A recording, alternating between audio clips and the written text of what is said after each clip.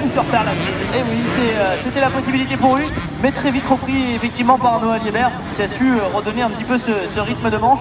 C'est bien fait là du côté de Noah, avec malgré tout le shot de la part de Boniac. On retrouve un petit peu ce qui s'est passé tout à l'heure, on retrouve un petit peu la même situation. Pas de gros changements bien sûr, ça aurait pu un petit peu tout altérer hein, cette remise en cause.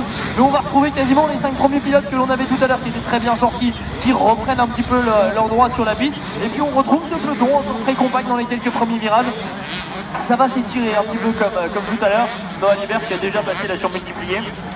Je vous rappelle que l'on est reparti pour 20 minutes, hein. Pas de changement dans les temps, pas de changement bien évidemment dans la durée de cette manche.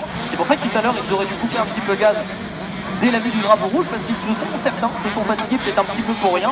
Et je le redis encore une nouvelle fois, c'est très important bien sûr pour vous, amis pilotes, dès que vous voyez ce drapeau rouge pour les catégories qui arrivent, eh bien c'est l'arrêt de la course, l'arrêt immédiat de la course. À la première ouverture, à la première opportunité, vous vous redirigez vers le pré-parc et on va vous refaire rentrer en grille si nécessaire. Donc c'est très important s'il vous plaît, je vous le rappelle, ça fait partie des règles de base à apprendre dans le pilotage. Ces couleurs de drapeau, le rouge, c'est de retour directement au pré-parc et on vous repositionnera si nécessaire en grille. Bref, on y revient et on se retourne vers la tête de course et vers les leaders de cette catégorie avec Noah Liebert qui vient de remonter maintenant sur la partie haute du terrain, qui est même déjà redescendu, le temps d'en parler, il est passé tellement vite qu'il est déjà maintenant sur la droite de la piste.